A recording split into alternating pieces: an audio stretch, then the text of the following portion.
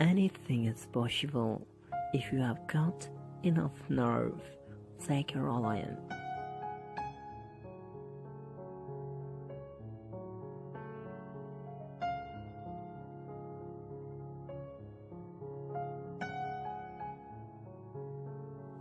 It was the delayed train journey from Manchester to London, where the characters Harry Potter, Ronald Weasley, and Hermione Granger began to grow up in the mind of Joanne Rowling. For every passenger, it was a simple journey, but for her, it was something else. She saw a vision of a young boy, of which she was unaware that the whole world would soon fall in love. She continued to imagine the world of witches and wizards of Hogwarts, Azkaban, where the full cast of characters started to take shape.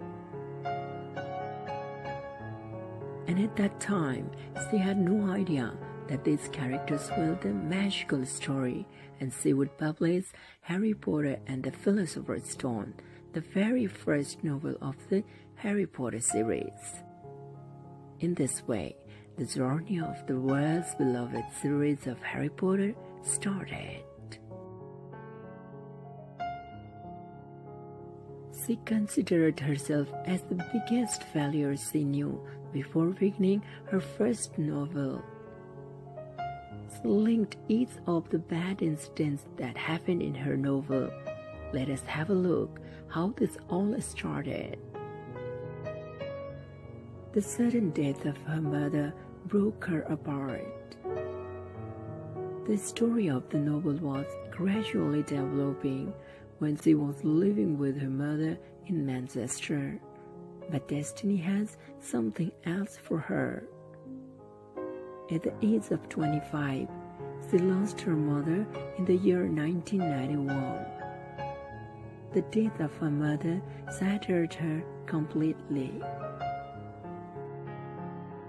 This happened after the 6 months when began writing Harry Potter, and she lamented that her mother never knew that she was writing it.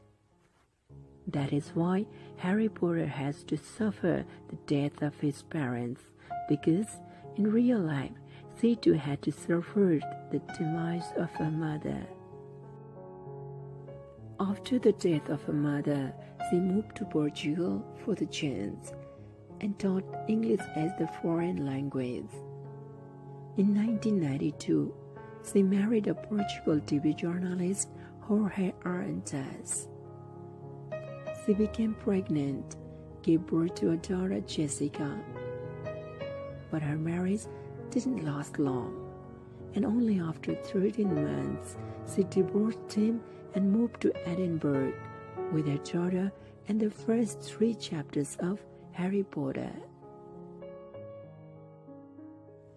By the end of 1993, the situations became more miserable for her. She was a single parent of a newborn baby, living in a cramped apartment, penniless, and she had no permanent work. She went through depression and admitted that she even considered suicide, but she didn't give up on her dreams. Her depression helped her to invent the evil characters like Dementors, dark creatures, feeding off unhappiness, which was introduced in her 3rd novel, Harry Potter and the Prison of Azkaban. For the sake of survival, she rented her apartment and was forced to live on state benefits, and she used that money to look after the needs of her daughter. She was ashamed, distressful, and had no idea where her life was going. But the tough situation didn't break her. She spent the most of her time writing while sitting in the local cafe. She kept faith in herself and on Harry Potter. She became so obsessed with her book that she not only portrayed the main characters by herself, but she wrote down the name, house, and magical powers of every single student of Hogwarts.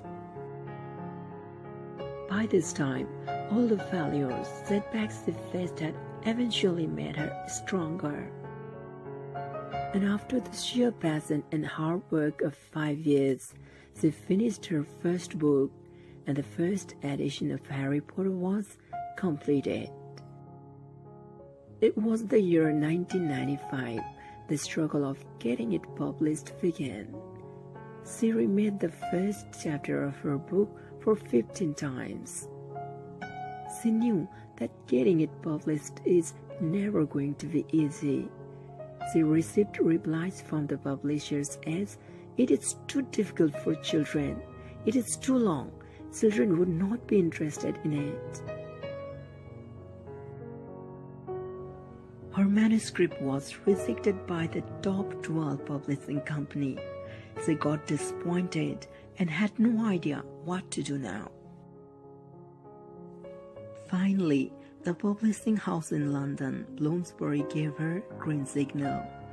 She added K to her pen name, and just for $4,000, Bloomsbury bought the rights of Harry Potter from the J.K. Rowling. Her book hit the shelves and faced instant hit. The book won the British Book Award for Children's Book of the Year. Eventually, in 1998, U.S. publishing company Scholastic Incorporation bought its rights for $105,000. And this was the time when the whole world was about to hear the magical story of Harry Potter.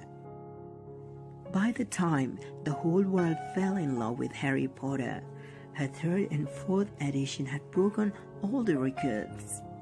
Her series of 7 books had since sold more than 450 million copies, which transformed her life completely.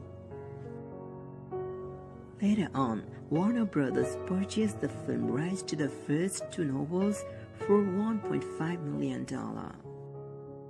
In 2011, Forbes estimated her total worth about $1 billion, and that made her the wealthiest author of the world.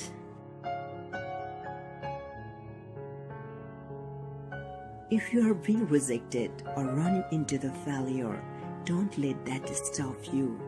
If you are going through a tough time in your life, just keep on hustling and don't give up.